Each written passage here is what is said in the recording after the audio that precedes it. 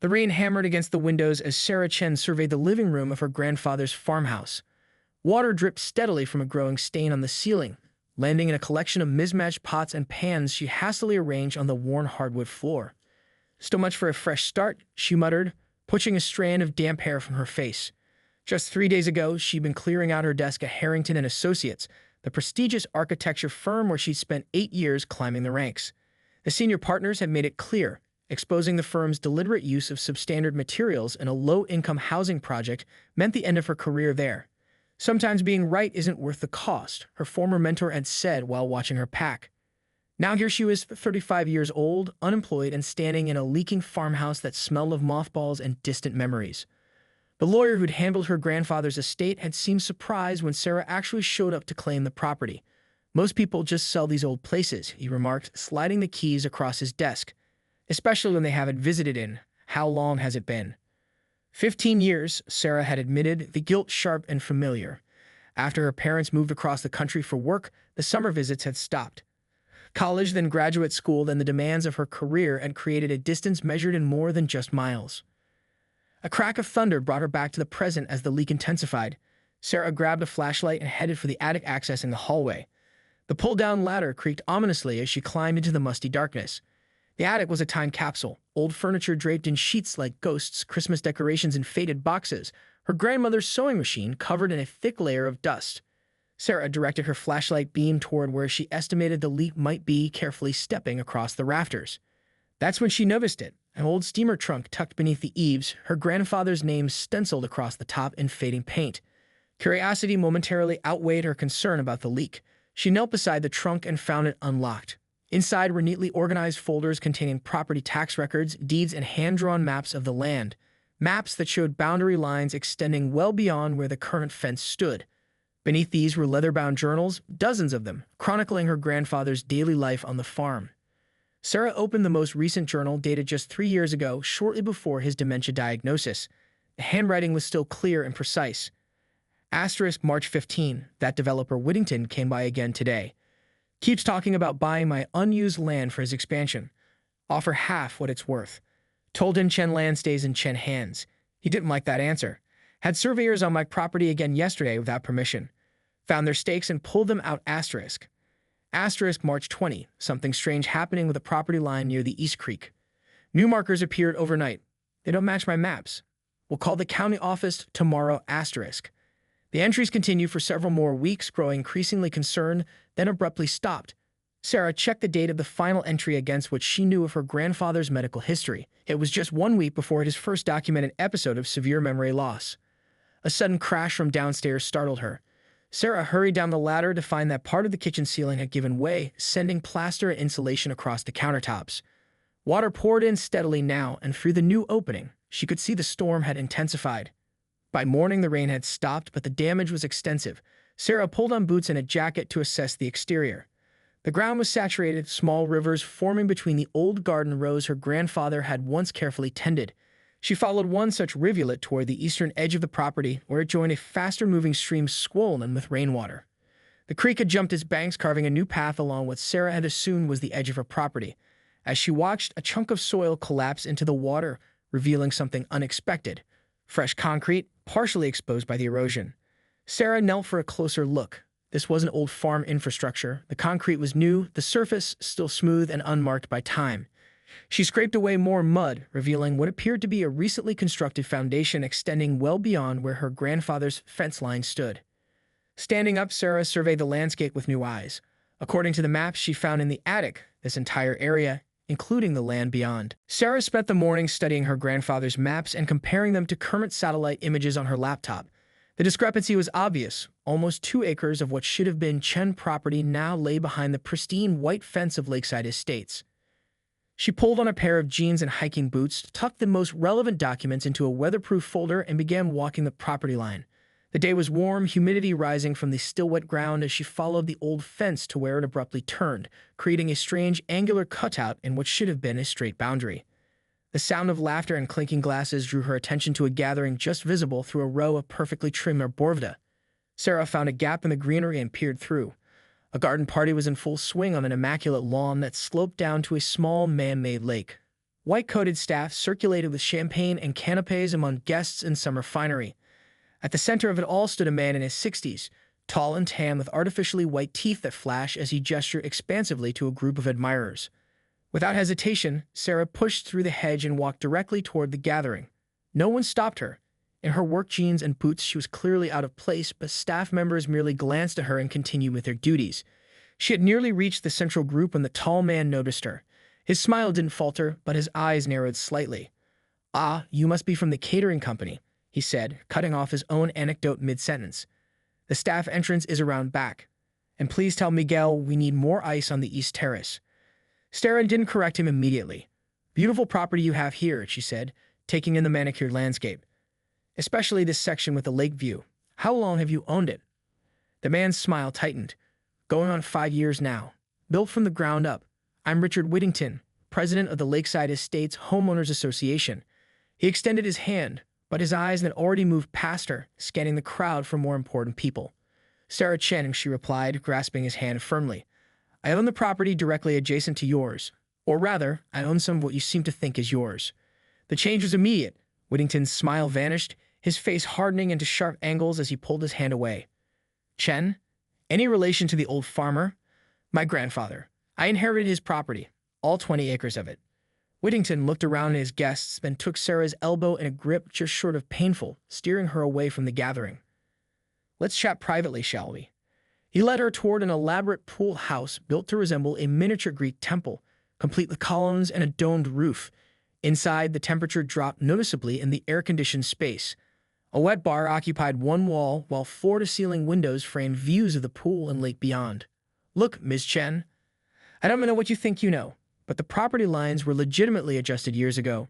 Your grandfather and I had an arrangement." Sarah withdrew the folder and removed the original survey map. "According to county records and my grandfather's documentation, this is where the property line should be. It runs right through where we're standing now." Whittington barely glanced at the document. Old news. There was a resurvey and adjustment. All perfectly legal. Your grandfather was compensated. Strangely, there's no record of any payment, and the adjustment happened right after his dementia diagnosis. A flash of something. Annoyance? Concern? Crossed Whittington's face, quickly replaced by practiced condescension. "Property disputes can get very complicated and expensive, Ms. Chen. A young woman like you, probably not familiar with rural property laws. You'd be wise to accept things as they are. I'm an architect, Mr. Whittington. I understand property boundaries, zoning laws, and building permits quite well." His tone became patronizing. "Then you should understand that land has its highest and best use. Your grandfather's rundown farm was an eyesore. I've improved property values for the entire area." He walked to the bar, pouring himself a drink without offering one to Sarah. "Why don't you run along and play?" Sarah spent the next morning reviewing the files from Mark Delaney's USB drive. The evidence was damning: original surveys showing the true property line, emails between Whittington and county officials discussing adjustments, and even photos of construction extending onto her grandfather's land while he was in assisted living. She called 3 different real estate attorneys. 2 refused to take her case when they heard Whittington's name. The third, a young lawyer named Aisha Patel, agreed to a consultation but warned her hourly rate was steep. "Legal battles like this can take years," Aisha had cautioned, "and Whittington has resources to drag it out indefinitely." Nevertheless, Sarah scheduled a meeting with Whittington at his office in town. He had reluctantly agreed, likely assuming she was coming to negotiate a settlement. Lakeside Development Group occupied the top floor of the tallest building in town, a modest 4-story structure that nonetheless afforded views of the surrounding countryside. The reception area featured a scale model of Lakeside Estates, with miniature mansions arranged around the artificial lake. Sarah noted that her grandfather's property wasn't represented at all, as if it didn't exist. "Mr. Whittington will see you now," the receptionist announced, not bothering to hide her curiosity about the visitor in jeans and work boots amid the usual suits. Whittington's office was exactly what Sarah expected: oversized desk, wall of awards and photos with local dignitaries, floor-to-ceiling windows emphasizing his literal position above the town. He didn't stand when she entered. "Ms. Chen, I hope you've come to your senses about this property matter." He gestured to a chair across from his desk. Sarah remained standing and placed her phone on his desk, the recording app clearly visible and running. "I'm recording this conversation for my records." Whittington's eyebrows rose slightly, but he shrugged. "Nothing to hide here. I have evidence that you illegally altered property records to steal nearly 2 acres of my grandfather's land." Sarah opened her folder and spread out several documents. Original surveys altered documents with metadata showing when and how they were changed and correspondence between you and county officials who have since retired or relocated. Whittington barely glanced at the papers. Circumstantial at best, completely explainable. I also have testimony from the original surveyor who was fired after questioning the changes. A flash of genuine surprise crossed Whittington's face, quickly masked. Delaney? That drunk? He was terminated for incompetence. He kept excellent records for an incompetent drunk, Sarah countered, sliding forward an email printout with Whittington. By morning, Sarah's farmhouse had transformed into an impromptu community center. Elena had spread the word overnight, and a small but determined group had gathered, all with their own Whittington stories. Among them was Ted Simmons, whose family hardware store had been driven to bankruptcy after Whittington opened a big-box home improvement center on the edge of town. He had the zoning changed overnight, Ted explained, hammering a support beam into place under the sagging porch. Variances that took other businesses months to get were approved for him in days. After 3 days without water and with Whittington's deadline approaching, Sarah decided on a bold strategy. Instead of hiding, she would make herself impossible to ignore. I need camping gear, she announced to the group gathered in her kitchen. And solar lights. Lots of them. That afternoon, Sarah set up a large tent at the exact spot where the original property line cut through Whittington's backyard. She brought a folding table, chair, laptop, and a stack of legal documents. Solar-powered construction lights on tall poles flanked her makeshift camp, positioned to illuminate not just her workspace, but also Whittington's pool area. It didn't take long for security to arrive. 2 men in Lakeside Estates polo shirts approaching cautiously. "Ma'am, you're trespassing on private property," the older guard began, hand resting meaningfully on his baton. Sarah smiled pleasantly and gestured to her laptop. "Actually, I'm sitting on my own property according to the original county land surveys." She held up a sheaf of documents. "I brought copies if you'd like to see them." The guard shifted uncomfortably. "Mr. Whittington has instructed us to remove you."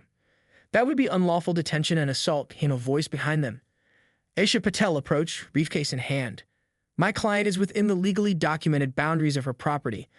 Any attempt to forcibly remove her would result in immediate legal action against both Lakeside Estates and you personally." The guards exchanged glances. "We need to call this in." While they stepped away to make their call, Aisha joined Sarah at the table. "This is either brilliant or insane. Possibly both. Sometimes you need to bring the fight to the bully's doorstep," Sarah replied, adjusting her laptop to ensure its camera was recording everything. Within minutes, a small crowd of Lakeside residents had gathered at a cautious distance, watching the confrontation unfold. Sarah waved cheerfully to them. When Whittington's black Range Rover screeched into the driveway, Sarah began a live stream on her phone, propping it up to capture whatever happened next. Whittington stormed across the lawn, his face flushed with anger. "What the hell do you think you're doing?" "Working," Sarah replied calmly. "On my property. This is harassment. I'll have you arrested." "For sitting on my own land?" "I don't think so." Sarah gestured to the stake in the ground beside her. "According to the original survey markers and county records, the property line runs right through your pool house. I'm being generous by only claiming this far." Several Lakeside residents had edged closer, phones out, recording the confrontation. Whittington noticed them and modulated his tone. "This is a misunderstanding that could be easily resolved in a civilized manner. Not with this spectacle." "I tried civilized," Sarah countered, loud enough for the onlookers to hear. "You offered me $10,000 for land worth 20 times that land you took from my grand." The farmers' market was a stunning success and a tactical masterstroke. By mid-morning, over 200 people had gathered on and around the disputed property. Local farmers set up stalls selling produce, a small band played folk music from the bed of a pickup truck, and Elena's family served tamales from their makeshift stand. Sarah had strategically positioned everything to straddle the contested boundary line, with a large map displayed showing the original property lines overlaid on current ones. Volunteers hand out flyers detailing the history of the land dispute. Whittington was conspicuously absent, though the security team filmed everything from the perimeter. By afternoon, news vans from 2 regional stations had arrived. "This isn't just about my land," Sarah explained to a reporter. "It's about accountability. When wealthy developers can simply take what they want from ordinary citizens, redraw boundaries, and face no consequences, all of our properties become vulnerable." After the market closed, Sarah invited her core group of allies back to the farmhouse. The kitchen was too small for everyone, so they moved to the barn, a sturdy old structure with high ceilings and plenty of space. "We need to get organized," Sarah announced, unrolling large sheets of paper across her grandfather's workbench. "Whittington isn't just fighting me about property lines. He's fighting to maintain his power in this town." She taped the papers to the wall, creating a makeshift command center. I'm calling this Operation Property Line, but it's really about exposing the whole corrupt system. Over the next week, Sarah's team grew. Mark Delaney brought 3 former county employees who had been pushed out for questioning Whittington's projects. Helena recruited small business owners harmed by Whittington's developments. George Takahashi, the retired professor, brought students who documented everything and maintained social media accounts detailing their findings. The barn became their headquarters, its weathered exterior giving no hint of the operation inside. Sarah installed solar panels on the roof, partly for power, partly to annoy Whittington, who had blocked similar installations at Lakeside through the HOA. Inside, the space was transformed. One wall became a massive timeline of Whittington's activities, with red string connecting related events. Another held maps showing how property boundaries had shifted over time. A third displayed financial flowcharts detailing Whittington's network of shell companies and investments. He's been doing this for decades, Sarah explained one evening, addressing the now substantial group, finding vulnerable property owners, elderly, ill, financially distressed, and manipulating them into giving up land or easements for a fraction of their worth. But why target your grandfather specifically? Asked Diane Foster. There must have been easier marks. Sarah pointed to a topographical map. Because of this, my grandfather's land contains the highest point in the county and controls water drainage for the entire east side of Lakeside Estates. By owning it, Whittington avoided costly environmental mitigation requirements for his expansion plans. Mark nodded grimly. The environmental impact study I conducted showed serious runoff issues if that section was developed. I recommended denial of his permits. The next day, my report disappeared from county. The Heritage Tree Memorial began as a small gathering and swelled into something much more significant. Sarah had set up a simple display, photographs of the oak through the seasons, her grandfather standing proudly beside it, children climbing its massive branches over the decades. A cross-section of one rescued branch revealed rings dating back to 1886. My great-great-grandfather planted this tree when he first acquired this land, Sarah explained to the crowd. It survived 2 world wars, the Great Depression, droughts, and floods. But it couldn't survive Richard Whittington's spite. People who had never taken sides in the dispute came forward with stories about the tree, marriage proposals beneath its branches, family picnics in its shade, children's rope swings hung from its sturdy limbs. The oak had been a community landmark long before Lakeside Estates existed. Miranda Whittington appeared at the edge of the gathering, wearing large sunglasses despite the fading evening light. She seemed to hesitate, then approached Sarah after most attendees had departed. I didn't know if he was going to do this, she said quietly. Richard didn't tell me until it was already done. Sarah studied the woman carefully. Would you have stopped him if you'd known? Miranda removed her sunglasses, revealing reddened eyes. I don't know.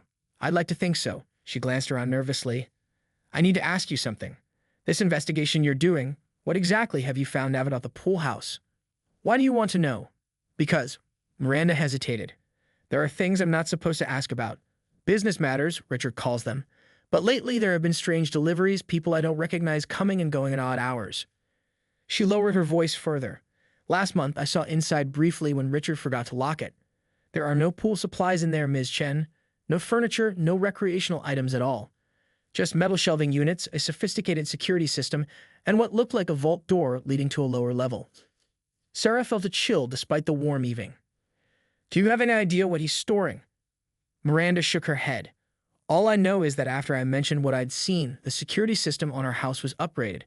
Richard said it was for my protection, but sometimes it feels more like surveillance. She glanced toward the road. I should go. He'll be back from his meeting soon. As Miranda hurried away, Michael Ross stepped out from behind the barn where he'd been helping clean up. Sarah hadn't seen him in 15 years, not since they dated in high school.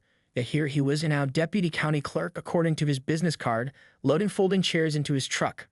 Your memorial was really something, he said, approaching cautiously. I'm sorry about the tree and everything else you've been dealing with. Thanks for coming, Sarah replied, surprised by how easily they fell into conversation despite the years apart. I didn't expect to see county officials here.